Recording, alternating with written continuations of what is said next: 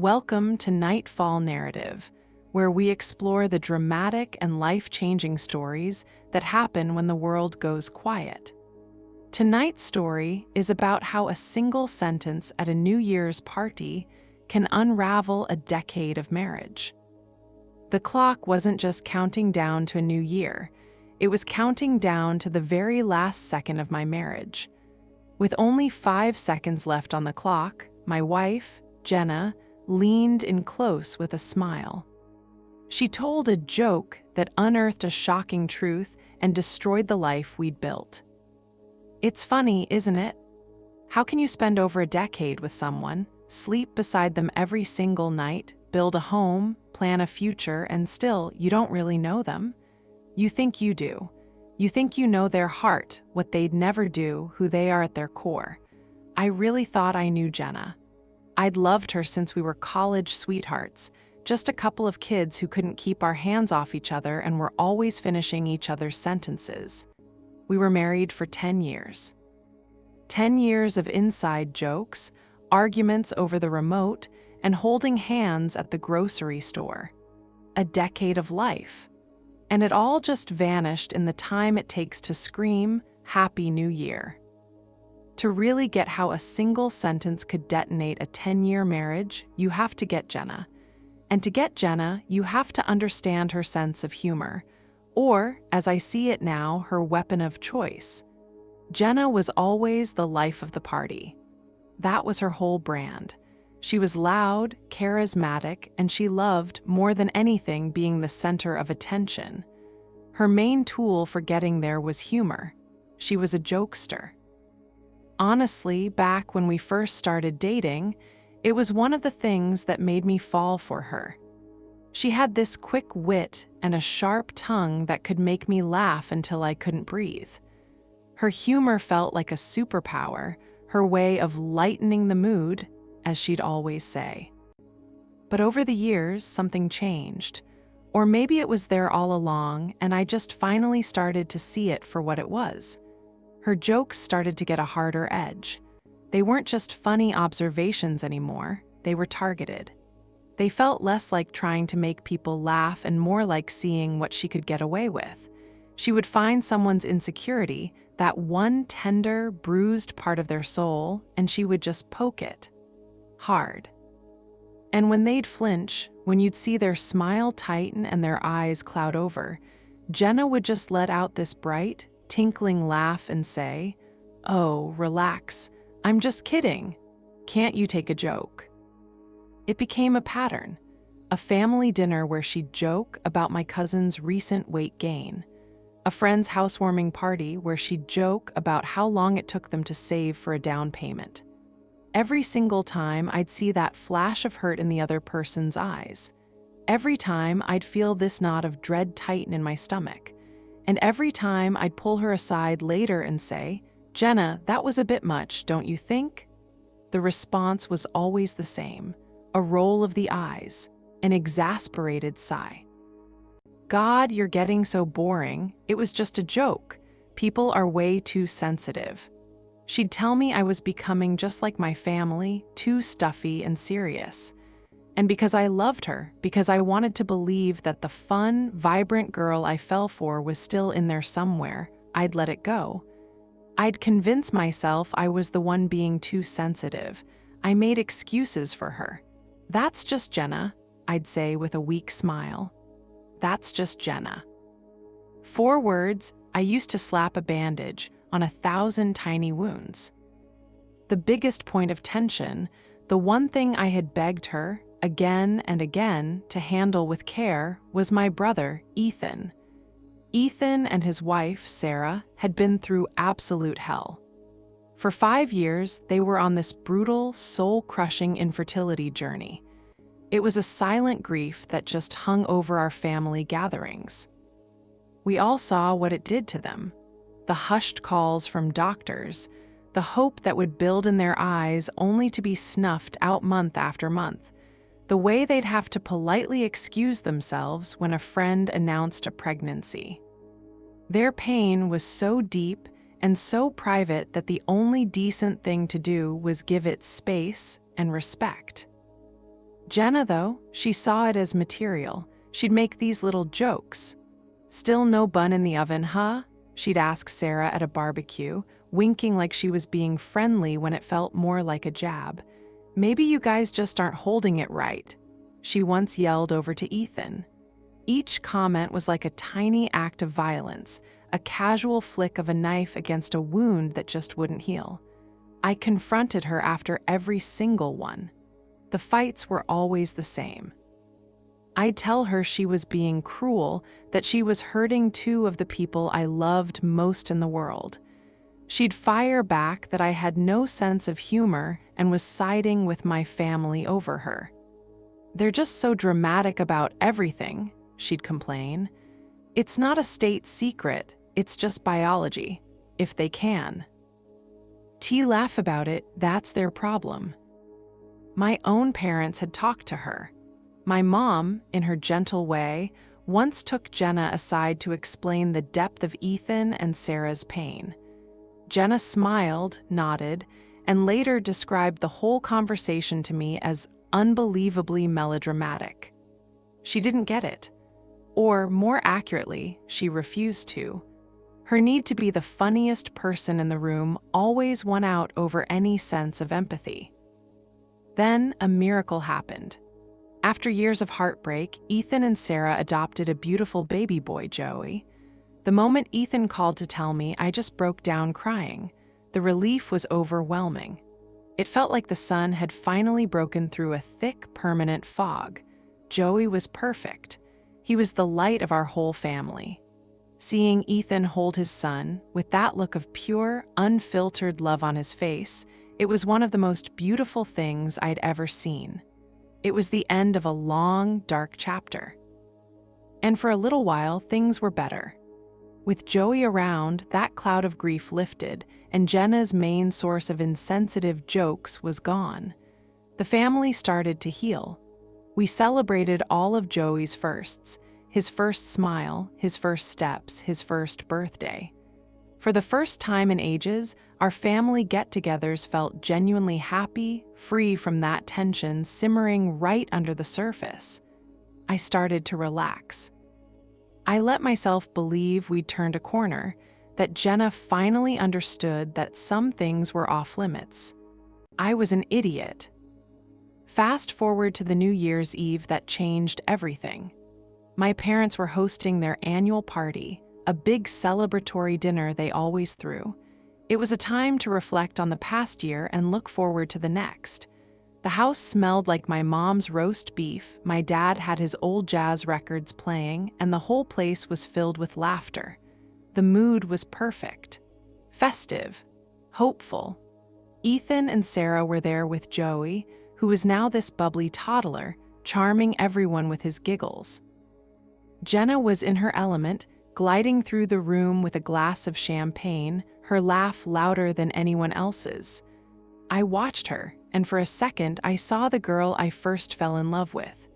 She was dazzling, telling some animated story to my cousins who were all hanging on her every word. I felt this little surge of pride. See? I told myself. She can be wonderful. She can be the life of the party without being cruel. We all sat down for dinner. The table was beautiful and everything was light and happy.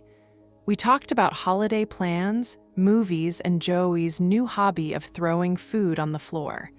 Everything was normal. Perfect. And then a lull in the conversation. That natural pause that just happens at a dinner party. Into that silence, Jenna leaned forward. She had that glint in her eye I knew way too well. Her Showtime glint. My stomach just dropped. I tried to catch her eye, to give her a look, a silent don't. Please, just don't. But she wasn't looking at me. She was focused on my brother, Ethan, sitting right across from her, smiling as he wiped a bit of mashed potato from Joey's cheek. "Hey, Ethan," she said, her voice cutting through the quiet. "I've got a new one for you." Ethan looked up, a friendly, unsuspecting smile on his face. "Oh yeah, lay it on me." Jenna's grin widened, but it didn't reach her eyes. "Knock, knock," she said. My blood ran cold. The entire atmosphere in the room shifted. It felt like all the air had been sucked out. My dad put down his fork. My mom's smile froze. Ethan, ever polite, played along, though his voice was a little hesitant. "Who's there?" Jenna paused for dramatic effect, looking around the table like a performer milking the moment. And then she delivered the punchline. "Joey's bio parents." She let the words just hang there. Then she burst out laughing. It was this loud, braying sound that was empty of any real humor. It was the sound of pure victory. She had found the one thing that was still tender, the one ghost in their perfect new life, and dragged it out into the spotlight for her own amusement. A silence. The most absolute, deafening silence I have ever experienced. Nobody moved. Nobody breathed. It was like she hit a pause button on the entire universe. I watched the color drain from Ethan's face.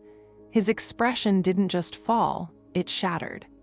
The light in his eyes, that pure joy he'd had all night, was just extinguished, replaced by a look of such profound shock and pain it felt like I'd been hit. Sarah, next to him, just stared at Jenna, her mouth hanging slightly open, her eyes filling with tears of pure disbelief. We're going to get to the fallout of that moment in just a second, but if you're finding this story as compelling as we do, please consider subscribing to Nightfall Narrative. Your support helps us continue to bring these powerful stories to light.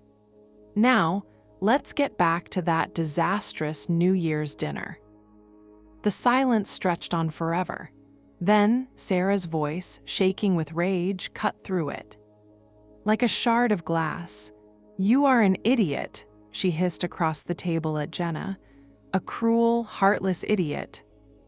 Jenna's laugh died in her throat. Her face hardened. "Hey, relax," she snapped back, all defensiveness. "It was just a joke. My God, can't anyone in this family take a joke?" That's when my father stood up. My dad is a quiet, gentle man. I've maybe seen him truly angry twice in my life. But when he stood, his chair scraping loudly on the floor, his face was like thunder. He didn't yell. He didn't have to. His voice was low and dangerously calm. "Jenna," he said, and the way he said her name made the hair on my arms stand up. "Get out of my house." Jenna scoffed. "What, are you kicking me out for a joke?" "It wasn't a joke," my mother said, her voice trembling but firm. She was standing now, too. "It was cruel. You were out of line and you know it. This has always been off limits. You intentionally hurt our son. You ruined this night. You need to leave. Now." I was frozen. My mind was a chaotic storm. Part of me, the part that had defended her for a decade, wanted to smooth things over, to say it was all a misunderstanding. But I couldn't. I'd seen my brother's face. I'd seen the devastation. And I knew right then there was no defending this. It wasn't a misunderstanding. It was deliberate. Jenna's eyes flashed at me, demanding my support. "Are you going to let them talk to me like this?" she demanded. I opened my mouth, but nothing came out. What could I even say? My throat felt like it was filled with cement. I just shook my head, this small, pathetic gesture. Her face twisted with fury. "Fine," she spat, throwing her napkin on her plate. She grabbed her purse and stormed out. The front door slammed shut a moment later, the sound echoing with finality. After a beat, my father looked at me. He wasn't angry anymore. He just looked disappointed. "You should go with your wife and son," he said quietly. It wasn't a suggestion. It was a dismissal. I had failed the test. By not immediately condemning her, I had picked my side. I stood up, my legs feeling like lead. I looked at Ethan. He wouldn't look at me. He just stared at his plate, his jaw clenched tight. Sarah had her arm around him, whispering to him, her own face streaked with tears. I wanted to say something. I'm sorry, I'll talk to her. But the words felt so cheap. So I said nothing. I just turned and walked out of the house, out of the warmth and light, and into the cold night, closing the door on my family. The car ride home was a war zone. Jenna was practically vibrating with self-righteous fury. Can you believe them? She started before I'd even pulled away from the curb. The absolute gall, kicking me out on New Year's Eve. They ruined the holiday, not me. I just drove, gripping the steering wheel so tight my knuckles were white. And your father, she seethed. The nerve, get out of my house. Who does he think he is? And your mother, the little martyr. You intentionally hurt our son. Oh, please, they're the ones who escalated it. It was a knock-knock joke. It wasn't harmless, Jenna, I said, my voice barely a whisper. Oh, here we go, she sneered. Saint Ethan and his precious feelings. He's a grown man. If he can't handle a joke about his kid, he's got bigger problems. It's not my fault he's so sensitive. And that's when something in me just snapped. A cord that had been fraying for 10 years finally broke. He's sensitive because for 5 years he watched his wife inject herself with hormones and cry every single month when it didn't work. I shouted, slamming my hand on the dashboard. He's sensitive because he thought he would never be a father. He's sensitive because that little boy is the best thing that ever happened to him. And you, for a cheap laugh from an audience that wasn't even laughing, decided to remind him of the single most painful part of his life. You decided to imply his son isn't really his. It wasn't a joke, Jenna, it was bullying. And it's what you do. It's all you ever do. The car went silent again, but this time it was heavy, suffocating. She just stared out the window, her jaw set. For the first time, she had no comeback. No snappy retort, no gaslighting defense. We didn't say another word the rest of the way home.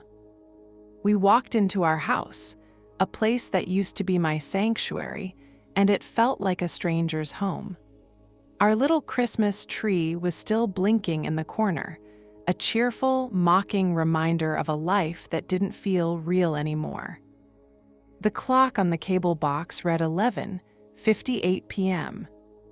Jenna threw her purse on the couch and turned to me, her eyes cold. So that's it. Are you siding with them? After 10 years, you pick your dramatic, oversensitive family over your own wife. This isn't about picking sides, I said, my voice just weary. This is about right and wrong. What you did was wrong. It was cruel and you know it. It was a joke, she screamed, her voice crack. King, why can't you get that through your thick skull?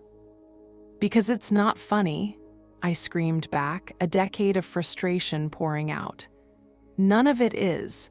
Joking about my cousin's weight, joking about our friend's finances, joking about my brother not being able to have a kid. What is funny about that, Jenna? What's the punchline?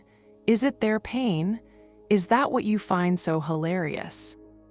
She just stared at me, her chest heaving. I walked to the window and looked out at the dark street. In the distance, I could hear the first faint pops of fireworks. People were celebrating. A new year, a fresh start. My phone buzzed. It was my mom. I ignored it. They're delusional, Jenna muttered from behind me. Your whole family. They're the ones who ruined New Year's. I turned around slowly and just looked at my wife, the woman I promised to love and cherish. And in that moment, all I felt was this vast, empty chasm between us. It wasn't just about the joke anymore.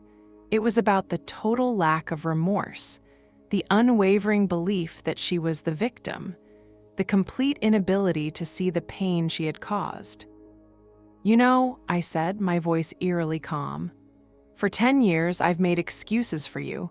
That's just Jenna. I said it to everyone. I told myself that this cruelty, was just some quirky part of your personality, the price of admission for being with the fun, charismatic Jenna. But I see it now. There aren't two Jennas, there's just one. The fun is the bait. The cruelty is the hook. You don't tell jokes to lighten the mood. You tell them to get a reaction, to push people to their breaking point. You're not a jokester, Jenna. You're a bully. She looked at me, and for the first time, I saw a flicker of something other than anger. It looked like fear, the fear of being truly seen. The fireworks grew louder. On the TV, the ball in Times Square began its final descent. 10, 9, 8. Jenna shook her head, a bitter smile on her lips. You're pathetic, just like them. 7, 6. No, I said, I'm just done. 5. The words were out before I even consciously thought them. But as soon as I said them, I knew they were the truest words I'd spoken in a decade. Her face fell, the bravado, the anger, it all just melted away, leaving this look of stunned disbelief. What? What did you just say? 4, 3, 2. I'm done, Jenna. I can't do this anymore. I can't be married to someone who finds joy in other people's pain, especially my family's. 1. From the TV, a roar of Happy New Year. Our eyes were locked. The air was thick with the wreckage of 10 years. The joke hadn't just ruined New Year's. It was a detonator that blew away the whole facade of our marriage, revealing the rotten foundation underneath. It was gone, all of it, in just 5 seconds. The days that followed were a blur. I called my mom the next day. She told me Ethan wasn't talking to anyone, wasn't taking my calls. She said she was sorry, but a line had been crossed. Your father and I love you, she said, her voice thick with sadness, but we can't have someone deliberately hurting our children in our home. I am so sorry, but you're not welcome here as long as you're defending her. I told her I wasn't, not anymore. Jenna and I moved around the house like ghosts. She tried to backtrack, of course. She offered a half-hearted, okay, maybe the joke was in poor taste. When that didn't work, she tried crying, but the tears seemed fake. There was no real apology to Ethan, no acknowledgement of the actual issue. It was all about her. So our marriage is over because my joke bombed? She asked, like she couldn't believe it. Our marriage is over because I finally realized I'm married to the kind of person who would tell that joke in the first place, I told her. The joke wasn't the disease, Jenna. It was just a symptom. The hardest part was accepting that the woman I loved was a version of her I'd built in my own head. I had enabled her. Every time I said, "That's just Jenna," I gave her a free pass to be cruel. I was co-signing her behavior. My family wasn't pushing me away because of her. They were pushing me away because I let her hurt them over and over again. It took a week for me to pack a bag and move into a hotel. It took a month for me to finally get Ethan on the phone. I apologized, profusely. For the joke, for Jenna, for the decade of small cuts I let her inflict on him and Sarah. I'm so sorry I didn't see it sooner, I said, my voice breaking. I'm so sorry I chose to be blind. He was quiet for a long time, then he just said, I know, me too. It wasn't forgiveness, not yet, but it was a start. The divorce was ugly. Jenna fought over everything. She painted me as the villain, the man who abandoned his wife because his family couldn't take a joke. Some of our mutual friends believed her. I lost some people. But the ones who really knew us, the ones who'd been on the receiving end of her jokes, they got it. It's been almost a year now. I have my own apartment. It's quieter and sometimes the silence is a lot, but it's an honest silence. It's peace. My relationship with Ethan is slowly healing. Last weekend, I went over and we just played with Joey in the backyard. As I watched Ethan push his son on the swing, listening to Joey's happy little laughs, I knew I'd made the right call. I sometimes wonder what Jenna's doing. Social media tells me she's still the life of the party. I'm sure she has a new, funny story about her crazy ex-husband and his stuffy family. I'm sure it's hilarious. But I bet her audience is smaller now, and it'll just keep getting smaller. Because eventually, everyone becomes the butt of the joke, and all you're left with is the cruelty. So I have to ask you, the Nightfall Narrative community, and I'm genuinely curious what you think. Was my family's reaction a massive overreaction, or was this a long overdue consequence for her behavior? Let me know what you would have done in my shoes in the comments below. Thanks for listening. If you appreciate hearing real stories like this, be sure to like and subscribe to Nightfall Narrative and check out our playlist of other relationship stories on the end screen. We'll see you in the next one.